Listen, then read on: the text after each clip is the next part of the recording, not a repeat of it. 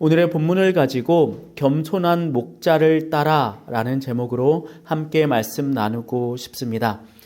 오늘의 본문을 제대로 이해하기 위해서 우리가 먼저 한 가지 짚고 넘어가야 할 단어가 있습니다. 그게 바로 장로라는 단어입니다. 우리는 장로님들이 너무나도 많은 시대를 살고 있지요. 그럼에도 불구하고 장로가 정확하게 무엇인지, 특별히 성경 가운데 장로는 어떤 의미를 가지고 있는지 잘 모를 때가 있습니다. 그래서 먼저 첫 번째 장에서 우리는 장로란 누구인가에 대해서 이야기를 나누고 싶습니다. 성경 속에서 장로는요, 구약에도 나오고 신약에도 나옵니다. 구약에 나오는 장로는 신약에 나오는 장로와 같은 한국어 단어를 쓰지만 실상 그 의미를 따져보면 좀 다릅니다.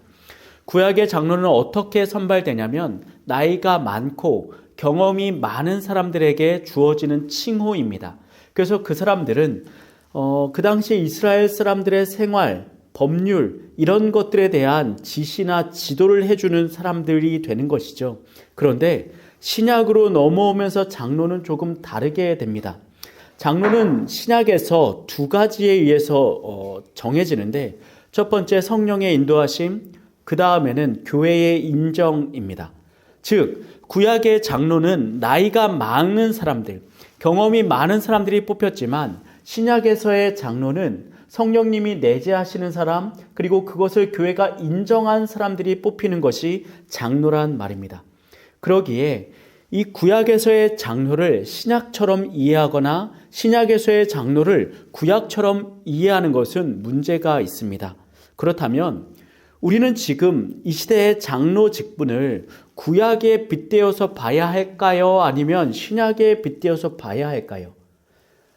당연히 신약일 겁니다. 그래서 현대의 장로 직분은 어디와 유사하냐? 구약이 아니라 신약인 것입니다. 신약의 장로는 하나님의 나이가 많고 적음이 아니라 하나님의 성령님의 인도하심 그리고 교회의 인정이라고 말씀드렸죠. 그래서 이 시대의 장로는 마찬가지입니다. 교회 안에서 신앙이 특별히 좋으신 분들, 성령의 인도하심이 함께 하시는 분들, 그리고 그 가운데에서도 교회에서 저건 정말 내가 오랫동안 보아오니 저 사람은 정말 성령님의 사람이야 라고 인정받은 사람들이 장로 직분을 받게 되는 것입니다. 그런데 우리가 현대사회가 바쁘지 않습니까? 과거에는 같은 기간에 일하고 같은 기간에 쉬었습니다. 농사 지을 때 바쁘게 일하고 농사 안 질 때 다 같이 쉬었죠. 그런데 현대사회에 오면서 복잡해지면서 쉬는 시간도 전부 다 다르고 일하는 시간도 전부 다 달라집니다. 어떤 사람은 새벽에, 어떤 사람은 밤에, 어떤 사람은 낮에 일을 하지요. 누구는 7, 8월에 쉬고 누구는 9월, 10월에 쉬는 경우도 많이 있습니다. 그러다 보니 이 장로 직분을 가진 사람들의 역할이 무엇이었냐면 성경을 가르쳐주고 권면하고 교회를 운영하는 것이었는데 이 복잡해진 현대사회에서는 장로들이 그 일을 못하게 된 겁니다. 바쁘니까. 그래서 특별히 장로들 가운데 몇 사람을 뽑아서 목사라는 칭호와 함께 교회를 가르치고 운영하는 이 일들을 전임으로 맡겼단 말이죠. 그러면 어떤 일이 가능하게 됩니까? 젊은 목사는 가능해지는 겁니다. 구약의 방식대로 이해했다면 젊은 목사는 있어서는 안 됩니다. 전부 다 나이가 많고 경험 많은 사람들에게만 목사 안수직을 줘야 되는 것 아니겠습니까? 그런데 이 시대는 이미 그렇지 않지요. 그래서 이렇게 이해하시면 됩니다.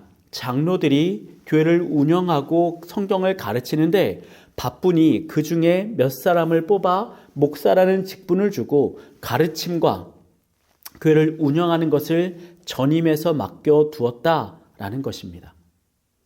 제가 이 이야기를 왜 계속해서 말씀드리냐면 이것 때문입니다. 목사와 장로라는 것은 어떤 높낮이가 있는 것이 아니라는 것입니다. 우리는 너무나도 오랜 시간 교회를 다니면서 왜곡된 이 직분관을 배웠습니다. 피라미드형이죠. 그래서 밑에 평신도라고 불리는 어떤 존재들이 있고 그 위에 건찰, 집사, 권사, 장로, 그리고 그 정점에 어떠한 목사가 존재하는 것처럼 배워왔단 말입니다. 그런데 이것은 어떻게 이해하시면 되냐면 제가 그림에도 올려놓았지만 톱니바퀴와 같다고 생각하시면 됩니다. 어떤 기계가 제대로 작동하기 위해 톱니들이 필요합니다. 이 중에 어떤 톱니는 크겠죠. 어떤 톱니는 작을 겁니다. 어떤 톱니는 위에 있을 거고 다른 톱니는 아래에 있을지도 모르겠습니다. 그러나 핵심은 이겁니다. 어느 하나라도 빠지면 이것은 돌아가지 않는다. 그리고 각자 자기가 있는 위치에서 제대로 돌아야지만 이것은 운영될 수 있다라는 것입니다. 목사는 목사의 일을 하는 거고, 장로는 장로의 역할을, 집사는 집사의 역할을, 성도는 성도의 역할을 감당해내는 것이 바로 교회라는 공동체가 되는 것이겠죠. 그러기에 이것은 높낮이가 있는 직분이 아니라 직능, 그냥 역할이 다른 것일 뿐이다라는 것입니다.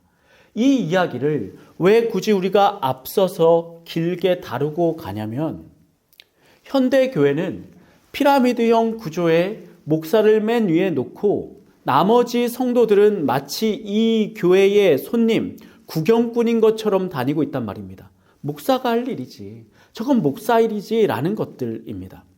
이 교회의 톱니가 될 생각이 전혀 없는 것입니다. 이 교회의 톱니가 되어 이 교회를 돌아보거나 이 교회의 운영에 관심을 갖지 않게 된다는 것이죠. 그럼 어떤 일이 벌어질까요? 목사의 권위가 더 견고해집니다. 생각해 보십시오. 국민들이 정치에 관심이 없으면 없을수록 누구의 독재가 됩니까? 지도자의 독재가 됩니다. 그러면 이 지도자 마음대로 모든 일을 결정하고 운영할 수 있단 말입니다. 그것은 미덕입니까? 민주주의라는 시대 가운데 그렇게 진행되는 정치 행태는 미덕입니까? 아니죠. 그런데 놀랍게도 이 시대를 살아가면서도 많은 교회들 속에 그것이 미덕인 것처럼 이해하는 성도들이 대다수입니다. 나를 맨 위에 두고 나머지를 밑에 깔아두는 목사를 좋은 목사구나 라고 이해하는 일들, 반대로 내가 저 목사의 어떤 말이든 다 네네네네 하고 따라가 주는 것이 미덕이라고 여기는 성도들이 꽤나 팽배하지요. 그것이 아닙니다. 오늘의 본문에서 장로들이라고 말하는 사람들은 절대적인 주권을 갖고 있거나 권력을 지닌 사람들이 아니라 교회의 통치와 말씀을 가르치는 역할, 직능을 가지고 있는 하나의 사람들이다 라고 이해하시면 될 것 같습니다. 자, 그렇게 놓고 보면 오늘 5장 1절부터 4절까지는 이 지도자들에 대한 이야기입니다. 지도자들아, 너희는 이러이러하게 지도를 해야 된다라는 것이죠. 그런데 그 핵심 단어는 무엇이냐면 바로 겸손입니다. 교회 지도자들아, 교회를 통치하고 교회를 가르치고 성도를 목양할 때에 반드시 있어야 되는 것은 겸손이다라는 것이죠. 그런데 이 겸손이라는 단어를 세 가지의 지침을 통해 완성해 가고 있습니다.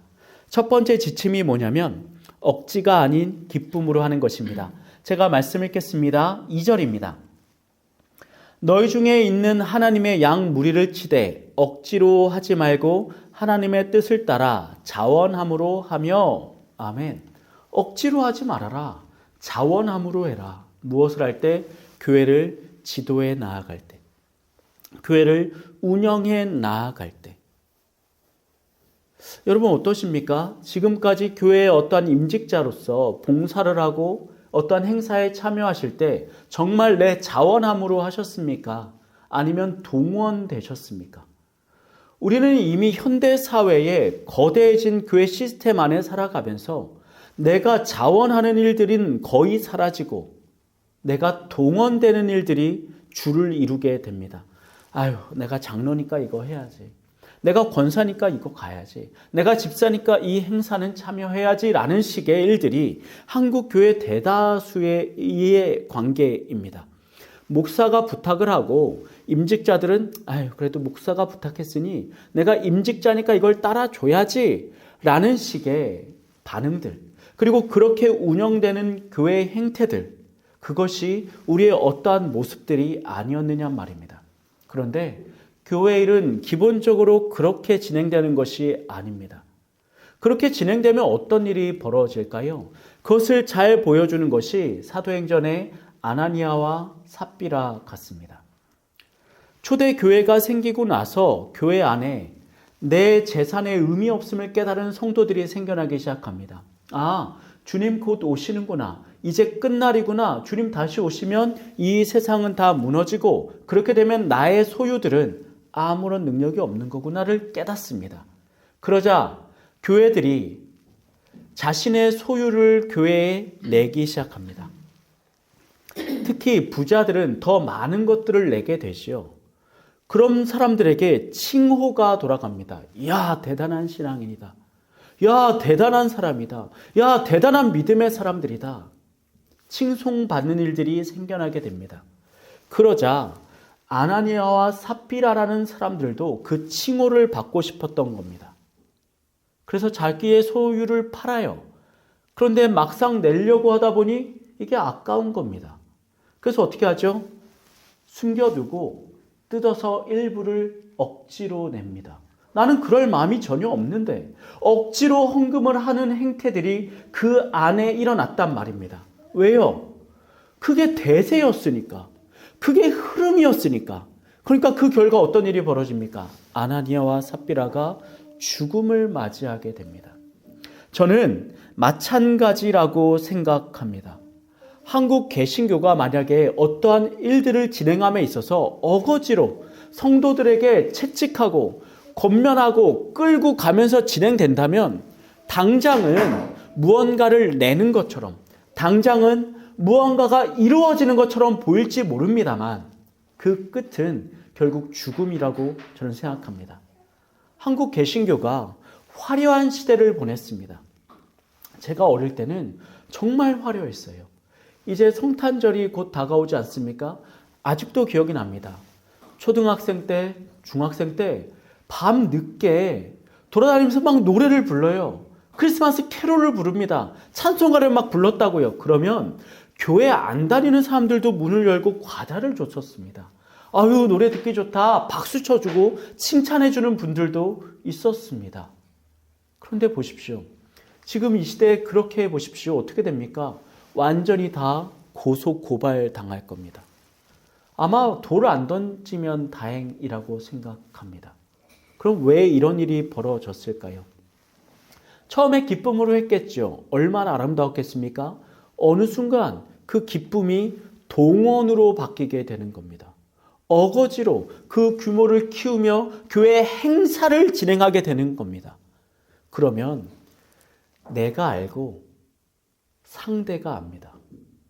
억지로 하는 것 안엔 생명이 없음을, 기쁨이 없음을 알게 됩니다. 그리고 그 기쁨 없음과 생명 없음은 곧 죽음으로 이어지는 것이겠죠. 두 번째, 베드로가 교회 지도자들에게 권면하는 것은 계속해서 말씀 보겠습니다. 2절 후반부입니다. 더러운 이득을 위하여 하지 말고 기꺼이 하며, 야, 돈을 바라고 하지 마라. 너가 무언가를 얻으려고 교회 지도자를 하지 마라. 이 말입니다. 제가 사진에도 놓았는데 스탕달이라고 하는 프랑스 소설가입니다. 이 사람의 작품 유명한 것 가운데 대표작은 적과 흙입니다. 여기서 주인공 청년이 이제 내가 직업을 구할 때가 돼요. 되게 엘리트거든요. 그래서 고민합니다. 적으로 대변되는 군인이 될 것인가? 흙으로 대변되는 성직자가 될 것인가? 이 당시 프랑스는 이 군인과 성직자가 대표적인 유망 직종이었거든요. 둘 중에 어떤 걸 하든 엄청난 부를 누리고 사회적 성공을 누렸다는 말입니다. 그리고 이 청년은 끝내 흙을 선택하기로 합니다.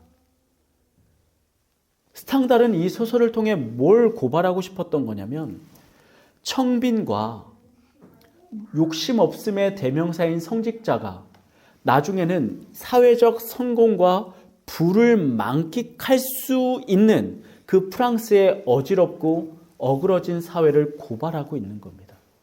자, 그럼 보십시다. 이 시대의 목사들은 부유합니까? 가난합니까? 이 시대의 목회자들은 우리가 이름을 듣고 알고 우리가 선망하는 그 목사들은 부유합니까? 가난합니까? 여러분들의 삶 속에 정말 청빈하고 가난한 목회자들과 교류하십니까? 아니면 저 대단하고 부유하고 멋지게 살고 있는 목회자들을 선망하십니까? 이건 너무나도 자명한 이야기 아닙니까? 신학생들에게 너 어떤 목회하고 싶냐? 라고 물어봤을 때 저는 가난한 목회하고 싶습니다라고 말하는 사람은 없을 겁니다. 너는 누가 어떤 목사가 롤모델이야? 라고 말했을 때 전부 다 대형의 잘 나가고 유명하며 풍족한 목사가 롤모델일 거란 말입니다. 그런데 오늘의 본문을 보십시오. 그러한 생각이 얼마나 왜곡된 것입니까? 그럼에도 불구하고 대다수의 성도들은 우리 교회의 목회자가 풍성하길 원합니다. 풍족하길 바라고 대단한 물질의 소유자이기를 바랍니다. 왜냐? 성도들은 목회자의 설교나 가르침을 보고 배우는 것이 아니라 그 모습을 보거든요. 그리고 그 모습을 앞에 세워놓고 내가 이 교회를 다니면 저 모습처럼 되겠구나 라고 하는 환상을 품습니다. 그래서 목회자를 잘 꾸며놓으려고 그래요. 마치 내가 사랑하는 아이돌 가수처럼. 그러면 그 아이돌 가수가 나에게 빙의가 되는 것처럼 성도들이 그 작업을 한단 말입니다. 그런데 오늘의 본문의 베드로는 명확하게 말합니다. 교회를 지도하며 말씀을 가르치고 운영할 때 이득을 신경 쓰지 말고 해라. 이 말인즉슨 돈을 많이 벌든 많이 못 벌든 사람이 많든 적든 네가 인기가 있든 없든 너에게 맡겨진 일을 톱니바퀴처럼 성실하게 해 나아가라 라는 말이 되는 것입니다. 쉽게 말해 반대로 내가 사람 많을 때는 기분 좋아서 룰루랄라 목회하고 설교하고 설교 준비 열심히 하다가 사람이 쭉 가라앉으면 모든 것을 접어두는 이들이 있습니다. 성도들도 마찬가지예요. 사람이 많아지면 우와 신나서 교회에 다니고 예배 때 초롱초롱하고 반짝반짝하고 목사 막 쳐다보고 반면 사람들 쭉 빠지면 언제 그랬냐는 듯 마음이 식어가는 성도들도 있단 말입니다. 직분자이신 여러분들 기억하십시오. 이득을 취하려고 우리는 교회를 다니는 것이 아닙니다. 그러면 세 번째는 무엇일까요? 그게 3절입니다. 맡은 자들에게 주장하는 자세를 하지 말고 라고 말합니다. 맡은 자들에게 주장하는 자세를 하지 말아라. 지배자가 되지 말라는 말입니다. 다른 번역본을 보니 이렇게 나옵니다. 본을 보여라 라는 말이죠. 지금 사진에 보시면 이게 진시 황제의 무덤입니다. 거기에 보면 엄청나게 많은 병사들의 그 진흙으로 만든 상들이 들어가 있죠. 진시황은 대단한 황제였습니다. 그리고 엄청나게 단기간에 빠르게 중국 정토를 최초로 통일한 국가입니다. 그런데 그 원동력이 무엇인지 아십니까? 바로 법가사상입니다. 무섭게 한 거예요. 어기면 처벌로 때리고 뭘 잘못하면 목을 베고 끌고 가고 강제로 동역한 겁니다. 그러니까 사람들이 겁에 질리죠. 그래서 일체 단결이 돼서 으쌰으쌰 하고 나아갈 수 있었단 말입니다. 그러기에 진나라는요 순식간에 중국을 통일할 수 있었습니다. 그런데 아이러니한 것은 그 나라는요 15년 만에 붕괴됩니다. 그렇게 대단한 힘을 가지고 한꺼번에 통일했던 그 나라는 순식간에 일어났다가 순식간에 붕괴됐단 말입니다. 왜 그랬을까요? 마찬가지입니다. 그 강압성 때문이에요. 사람은요 강압적인 존재를 따를 수가 없습니다. 인간은 기본적으로 자유에 대한 갈망이 있죠. 그런데 그 갈망을 짓누르고 짓누르면 그것이 유지가 되겠느냐는 말입니다. 재밌는 것은 성도들은 그럼에도 불구하고 목사가 강압적으로 자신들을 짓누르기를 소원하는 것 같습니다. 우리나라를 휩쓸고 휘어잡았던 몇몇의 목회자들은 제가 볼 때 인간 이하의 사람들입니다. 성도들한테 반말을 찍찍해요. 어쩔 때는 물건을 막 집어 던져요. 어쩔 때는 욕설을 하고 어쩔 때는 회초리로 아니면 뺨을 때리거나 이런 일들이 있었답니다. 실제로 얼마 안 되는 10년 전쯤인가요? 서울에 유명한 교회 목회자가 성도의 뺨을 때렸습니다. 자기 말 안 듣는다고. 그래서 고발이 들어갔나 봐요. 주변에서 목회자를 찾아갔습니다. 목회자 이렇게 말했대요. 목자가 양이 잘못하면 때려서 훈육하는 게 맞지. 내가 아버지인데 라고 말했답니다. 그래서 이제는 성도를 찾아갔대요. 마자 성도. 근데 성도가 이렇게 말했답니다. 아버지가 때릴 수도 있지 라고 말입니다. 여러분들은 어떠십니까? 그 말에 동의하십니까? 그런데 한국의 개신교는, 특히 이 교회는 극우화된 이 한국 교회는 뭔가 이상한 아버지상을 가지고 있는 것 같습니다.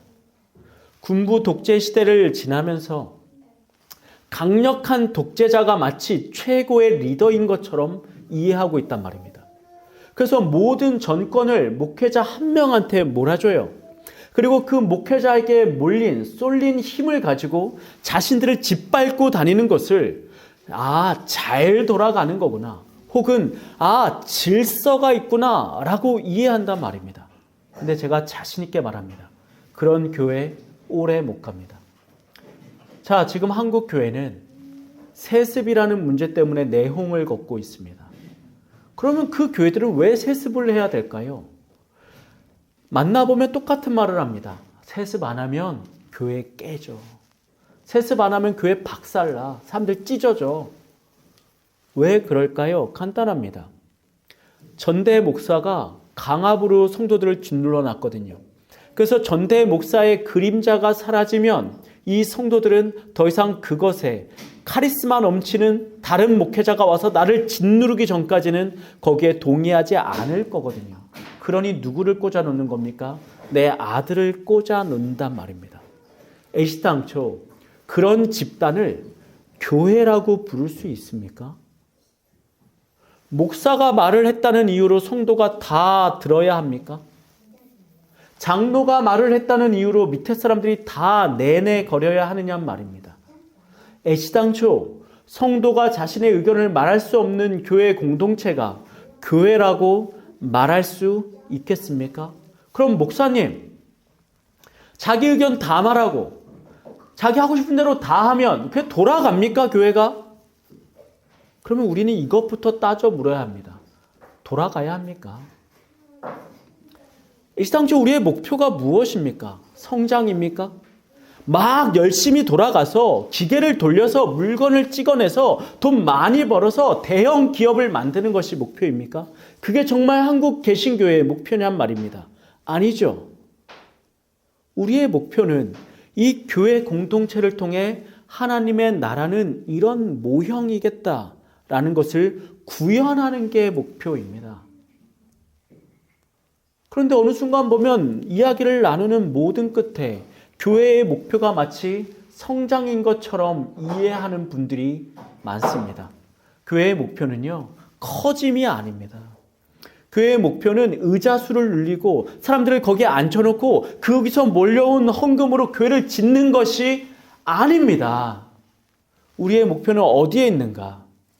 이 공동체가 모일 때마다, 만날 때마다 평화와 진정한 샬롬이 있는 그러한 공간이어야 한다는 말입니다. 그러기 위해서 우리는 무엇을 기억해야 합니까? 누구도 누구를 짓누르고 짓밟고 지배할 수 없다는 겁니다. 사랑하는 성도 여러분들, 누구에게도 지배받지 마십시오. 그리고 누구를 지배하려고 하지 마십시오. 이게 교회 지도자들이 반드시 가지고 있어야 할 세 가지 항목들입니다. 그러므로 교회 지도자들은 어떻게 교회 생활을 하셔야 합니까? 영어에 보면 서비스라는 단어가 있죠. 서비스라는 단어는 누군가를 위해서 내가 무언가를 제공해 주는 행위입니다. 근데 이 서비스라는 단어를 사전을 살펴보시면 다른 뜻이 있어요. 그게 예배입니다.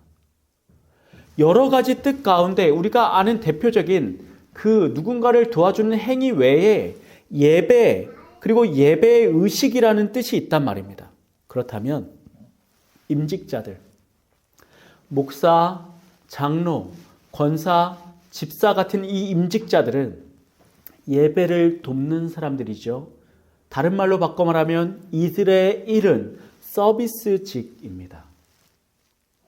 여러분들 식당 가셨죠? 카페 가셨을 겁니다.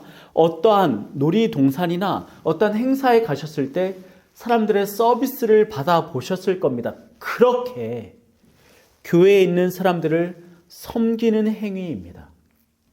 지금 베드로가 말하고 있는 이 세 가지를 종합하면 바로 이렇게 귀결이 된다는 말이죠. 무엇이 아니라 내가 장로, 내가 목사니 내가 너희들을 아래로 내려보아 짓누르고 끌고 가겠다라는 말이 아닙니다. 그리고 그것들을 애시당초 기대하지도 마십시오. 그러니 나는 구경꾼으로 머물 수 없고 이 자리에, 이 시간에 나는 관객으로 앉아 있을 수 없다는 말입니다. 교회가 어떻게 될까? 교회는 어떻게 운영이 될까? 라는 생각들. 이것이 교회 지도자들이 반드시 가지고 있어야 될 일들입니다. 그러면 일반 성도들이 있습니다. 교회 임직자들이 낮은 자세를 취해서 서비스로 들어갑니다. 그러면 교회 성도들은 어떻게 해야 될까요? 베드로는 이 부분도 놓치지 않고 말하고 있습니다. 그것을 저희가 세 번째 장에서 이렇게 다루죠. 교회 구성원의 겸손입니다. 말씀 보실까요? 5절입니다. 젊은 자들아, 이와 같이 장로들에게 순종하고 다 서로 겸손으로 허리를 동이라. 하나님은 교만한 자를 대적하시되 겸손한 자들에게는 은혜를 주시느니라. 아멘. 젊은 자들아 라고 말하는 것은 장로를 제외한 나머지 성도들이라고 보시면 될 것 같습니다. 첫 번째, 무엇을 요구합니까? 장로들에게 순종해라 라고 말합니다. 이것은 복종이라는 말과 같이 이해하셔도 될 것 같습니다. 우리가 달리기를 하죠. 달리기를 할 때 특별히 더 좋은 성적을 내기 위해서는 앞에 사람을 잘 따라가면 된답니다. 그런데 이렇게 한번 생각해 보십시오. 앞에 사람이 쭉 달려가는데 제대로 된 코스가 아니라 잘못된 코스를 간다면 이 뒤에 사람들은 어떻게 해야 될까요? 이 사람을 따라가야 될까요? 말아야 될까요? 따라가면 안 되죠. 이 사람 잘못 가네? 나는 저 길이 맞은 걸 알아 라고 생각하고 맞는 길로 가야 될 것 아닙니까? 그렇죠. 그런데 이러기는 쉽지가 않습니다. 실제로 한 마라톤 대회에서 이런 일이 있었대요. 1등 외에 나머지 모든 선수가 탈락한 거예요. 왜 그랬냐? 1등과 2등의 거리 차이가 상당히 났답니다. 1등은 제대로 된 코스로 간 거예요. 근데 2등이 달리다가 코스를 까먹은 겁니다. 들어가지 말아야 될 골목으로 들어갔어요. 그러니까 나머지 3등부터 나머지 선수들이 다 그 뒤를 쫓아간 겁니다. 그래서 전부 다 탈락했다는 거예요. 자, 젊은이들에게 베드로가 순종, 복종해라라고 말하는 전제 조건은 무엇이냐면 임직자들이 제가 앞서 언급한 세 가지의 모습을 제대로 해냈을 때입니다. 그런 전제 하에는 나머지 성도들은 어떻게 해야 됩니까? 그것에 순종해 줘야 됩니다. 쉽게 말하면 목사나 장로가 제대로 된 신앙인이다. 그랬을 때는 이들의 지시와 가르침에 따라줘야 된다는 말입니다. 근데 정작 당회에 들어가면 어떤 일이 벌어지냐? 수많은 논쟁이 일어납니다. 목사는 성경적인 방향을 제시하죠. 그 자리에 모여있는 나머지 장로님들은 목사의 성경적인 방향이 아닌 사회적으로 성공하는 방향을 제시하는 경우가 많습니다. 이 둘이 충돌하는 일들이 일어나게 됩니다. 사랑하는 성도 여러분들, 다시 한번 말씀드립니다만 교회의 목적과 방향성은 성장과 성공에 있지 않습니다. 교회의 목적의 방향성은 얼마나 이 말씀을 제대로 내가 지켜나가는가에 있는 것이죠. 만약에 보십시오. 여러분이 바라보는 목회자가 누군가에 의해서 억지로 하는 것이 아니라 자원으로 하고 있고 이득을 바라면서 하는 것이 아니며 그리고 누군가를 짓밟으려는 권위주의에 빠져있지 않다면 그 지도자의 말을 따라주는 것이 옳습니다. 그것이 첫 번째 자세인 것 같습니다. 그런데 오늘의 본문 5절에 장로들에게 순종하라 라는 말은 다른 번역도 있습니다. 그것이 무엇이냐면 나이 많은 이들에게 복종하라 라는 말입니다. 젊은이들의 핵심은 무엇이냐면 피가 끓는다는 것, 그리고 구체제에 대한 전복을 원한다는 것입니다. 피가 끓거든요. 내가 생각하는 것과 저 나이 든 사람들은 다르거든요. 그리고 젊은 사람들이 기본적으로 갖고 있는 사고는 무엇이냐면 왜 저걸 못해? 라는 것입니다. 왜 그럴까요? 나는 너무 쉬우니까. 왜 달리기를 못해?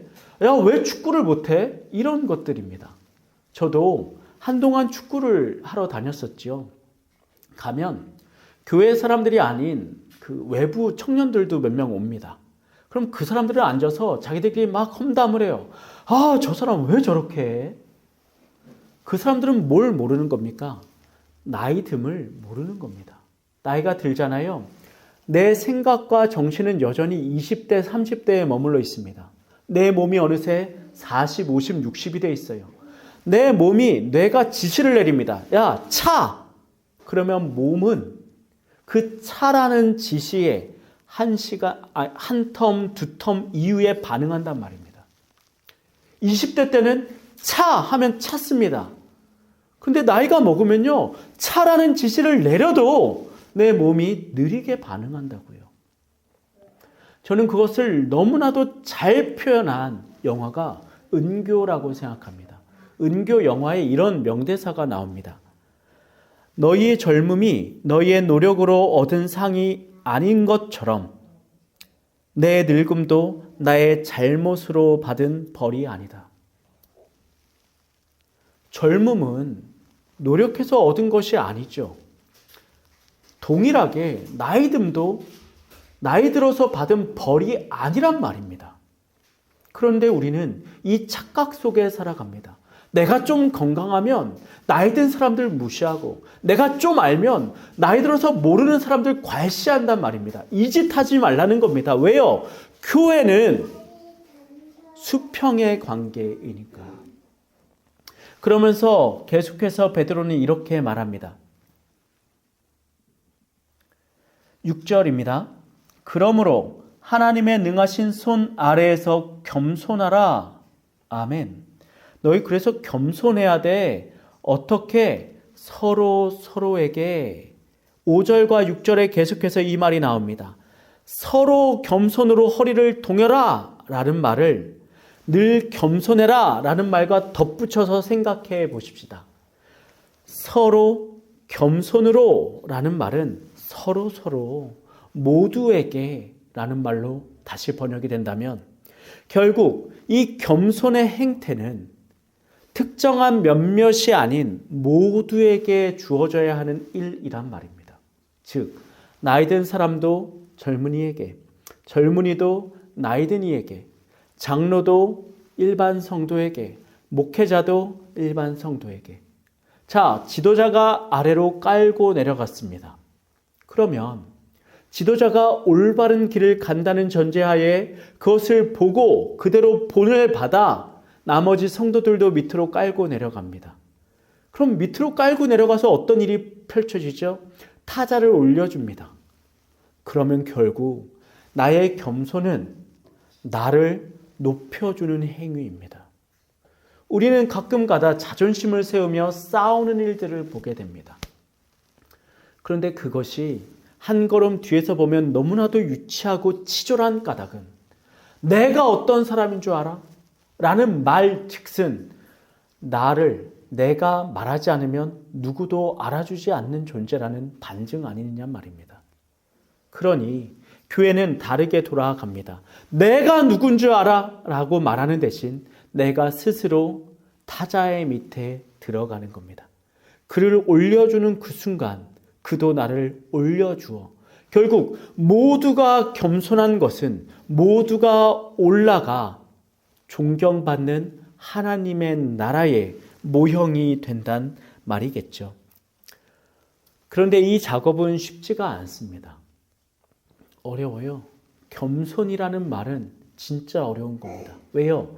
우리의 위선적인 겸손과 실질적인 겸손을 구별하기도 어려울 뿐더러 이 실질적인 겸손을 내 삶에 유지하고 있는 것이 무척이나 까다로운 일이기 때문입니다. 그렇다면 여기서 우리가 이 질문을 해야 됩니다. 우리는 왜 겸손해야 하는가? 간단합니다. 우리의 목자장이신 예수님께서 겸손하셨기 때문이죠. 우리 4절 말씀입니다. 제가 대신 읽겠습니다. 그리하면 목자장이 나타나실 때에 시들지 아니하는 영광의 관을 얻으리라. 아멘. 우리가 왜 겸손해야 하는가? 목자장이신 예수님이 오셔서 그 겸손한 이들에게 영광의 관을 주실 것이기 때문이다. 그럼 생각해 보십시다. 왜 예수님은 다시 오셔서 겸손하게 행한 이들에게 영광의 관을 주실까요? 우리 앞서 챕터들을 생각해 보십시다. 목회자가 바르게 살아갑니다. 그러면 성도는 그 바르게 살아가는 삶을 쫓아가죠. 이것이 그의 영광이 됩니다. 마찬가지로 이 목회자의 앞에 있는 장로의 앞에 있는 분은 누구시죠? 예수 그리스도이십니다. 그러면 결국 이 장로들에게 요구하시는 겸손은 누구의 모양이냐? 예수님의 모양이었던 것입니다. 예수님이 겸손하십니다. 그리고 그 예수를 쫓아갑니다. 그리고 그 성도들은 그 뒤를 쫓아갑니다. 결국 그 순간 우리는 모두 예수를 쫓아가는 방향을 갖게 되는 것이겠죠. 겸손은 예수님의 본질입니다. 결국 교회는 예수를 따라 사는 사람들 아닙니까? 예수의 모양을 담는 사람들 아니느냐 말입니다. 그러기에 우리는 무엇해야 합니까? 겸손해야 합니다.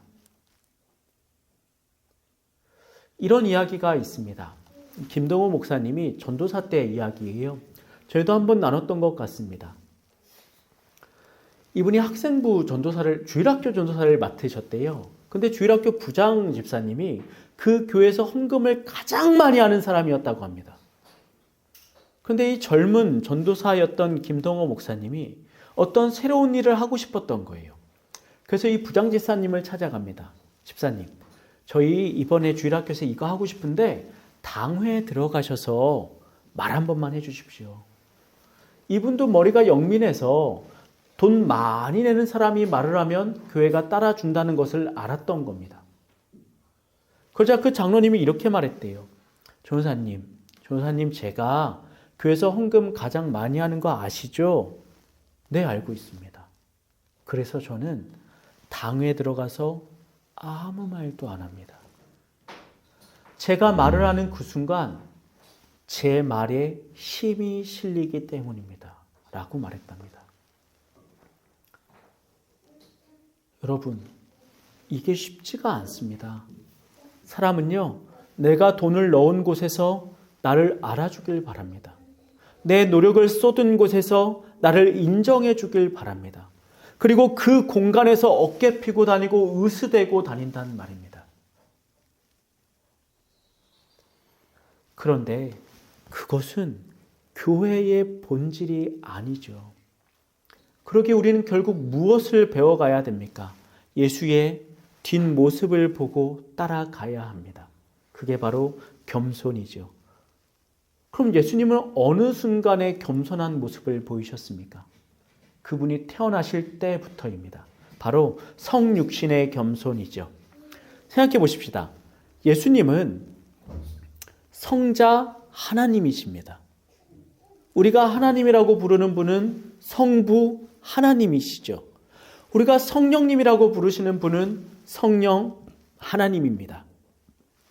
뒤에 하나님, 하나님, 하나님이라고 붙는 이 3위는 모두가 하나님이라는 것이죠. 그럼 예수님은 이 땅 가운데 오시기 전에 무엇이었습니까? 하나님이셨습니다. 완전하시고 흠이 없으시며 움직이는 그림자도 없으신 분이셨단 말입니다. 그런데 그분께서 굳이 인간의 몸으로 오실 까닭이 무엇이 있습니까? 애시당초 그 위대하신 분이 인간으로 오신다는 것 그 자체가 얼마나 많은 낮아짐을 겪어야 하겠습니까? 여러분 가당키나 합니까? 나라는 존재가 개미가 되라면 여러분 되시겠습니까? 너 개미처럼 살아가라고 하면 하시겠느냐 말입니다. 그 이유가 딱 하나입니다. 내가 개미를 사랑해서. 이게 얼마나 놀라운 겸손이냔 말이죠. 그런데 그 자체로도 겸손의 끝임에도 불구하고 스스로 가장 낮은 구유에 누이셨단 말입니다.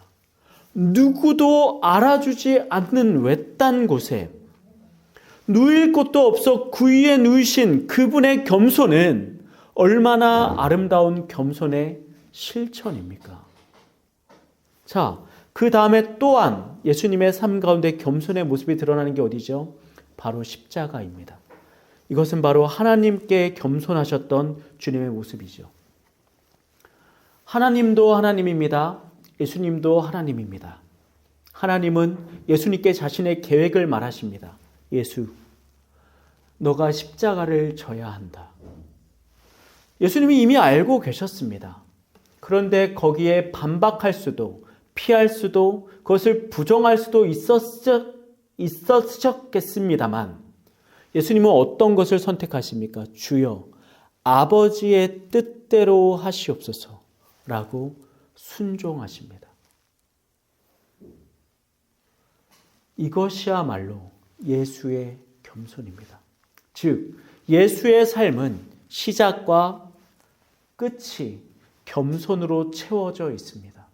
그의 모든 생애를 관통하며 그분은 겸손해야 하고 있으셨단 말입니다.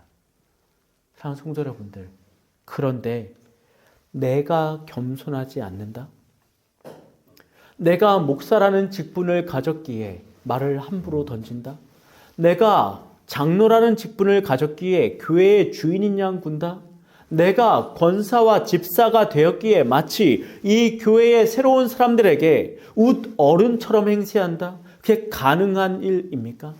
불가능합니다. 그건 가능한 일이 아닙니다. 사랑하는 성도 여러분들, 겸손을 기억하십시오. 결국 우리는 하나의 성도로서 목회자를 따릅니다.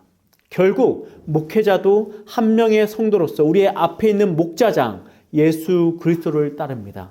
겸손한 목자 예수를 따라서 한 마리의 양이 되어 그냥 따라가는 겁니다. 이제 크리스마스가 며칠 남지 않았죠. 크리스마스라고 하면 우리는 제일 먼저 떠오르는 것은 산타크로스입니다. 서양에서 이제 유행했던 습관들인데 굴뚝 밑에다가 빨간 양말을 걸어놓거나 여러 가지 양말들을 걸어놓으면 아침에 눈을 떴을 때 거기에 선물이 들어가 있다는 겁니다. 굴뚝을 타고 내려와서 양말에 산타크로스가 선물을 주고 가기 때문이라 어른들은 설명하지요. 여러분들은 그 유래가 어떻게 생겼는지 알고 계십니까? 유명한 이야기입니다만 성 니콜라스라고 하는 신부님이 있었습니다. 이분은 돈이 엄청나게 많은 사람이었어요. 유산을 많이 물려받은 사람입니다. 근데 그 유산을 나눠주기 시작합니다. 가난아이들에게 많이 나눠줬습니다. 그러던 어느 날 어떤 남자에게 3명의 딸이 있었는데 이 딸들이 시집을 가려면 돈을 챙겨가야 하는데 그 돈이 없어서 시집을 못 보낸다는 이야기를 듣게 됩니다. 밤에 자루에다가 돈을 담고 그 집에다가 던집니다. 그걸로 첫째 시집 가라고. 그 다음날 또 돈자루에 담아서 던집니다. 둘째의 십가라고. 셋째 날 또 돈을 던지러 갔는데 문이 닫혀 있었습니다. 창문 어디에도 틈이 없었습니다. 어떻게 했냐? 굴뚝으로 집어 던집니다. 근데 그게 우연히 거기에 말리고 있던 커다란 양말에 들어갔다는 이야기가 있습니다. 그 이야기가 진짜든 가짜든 한 가지는 분명합니다. 성 니콜라스는 자신이 물려받은 거대한 재산 앞에 결코 교만해지지 않고 이것을 예수가 걸어간 길 그대로 겸손히 나누었단 말입니다. 그 행적 하나 때문에 전 세계가 12월 25일이 되면 선물을 나누고 구세군에게 물질을 나누는 일들이 생겨납니다. 그런데 2024년 대한민국의 성탄절은 과연 성 니콜라스의 정신이 있느냐 우리는 물어봐야 할 것 같습니다. 그냥 단순히 세상에 축제만이 남아있는 것 같습니다. 교회에서도 어린아이들 이쁜 옷 입혀서 앞에서 노래 부르고 춤추게 하고 어른들도 자기들만, 자기 교회만, 우리끼리만 누리고 있는 것 같습니다. 어쩔 때 보면 저는 이 모든 공연이 꼭 목사 한 명한테 잘 보이려고 하는 쇼 같습니다. 사랑하는 성도 여러분들, 뭐하러 그 짓을 해야 합니까? 우리는 목회자를 따르는 사람이 아닌데 우리는 우리의 목자이신 예수님을 쫓아가는 것인데 그러면 다시 한번 물어보십시다. 성탄절은 어떻게 지내야 합니까? 예수님의 겸손을 나의 삶의 겸손으로 시연해 내셔야 한다는 말입니다. 어떻게? 나의 물질을 뜯어 나누면서 내 삶의 주인이 내가 아님을 고백하며 가난한 이들에게 나의 것들을 흘려보내면서 무엇이 아니라 내 것을 내가 장악하고 나만의 축제로 누리며 내 소유를 내 노력으로 얻어냈다는 착각 속에 사는 것이 아니라 결국 오늘의 본문 1절부터 6절까지는 무엇을 기대하는 것입니까? 우리는 겸손해야 한다는 것입니다. 그러면 어떻게 된다고요? 주가 우리를 높여주실 것이기 때문이죠. 사랑하는 성도 여러분들, 날이 춥습니다. 날이 추우면 추울수록 연약하고 가난하고 헐벗은 사람들은 더 춥습니다. 나의 추움을 느끼며 내가 더 따뜻해지고 더 풍족해지겠다는 욕심을 벗어나 나의 추움을 통해 더 추운 이들을 기억하시길 축원합니다. 그게 겸손입니다. 교회도 마찬가지이지요. 우리 교회 공동체가 그렇게 됐으면 참 좋겠습니다. 나의 문제에 매몰되어 살아갈 것이 아니라 이 세상을 바라보며 성 니콜라스의 선행으로 이 세상에 아름다운 문화가 생겼듯 저와 여러분의 선행으로 이 세상 가운데 아름다운 문화가 정착되어 나아가는 저와 여러분 되시길 축원합니다. 기도하시겠습니다.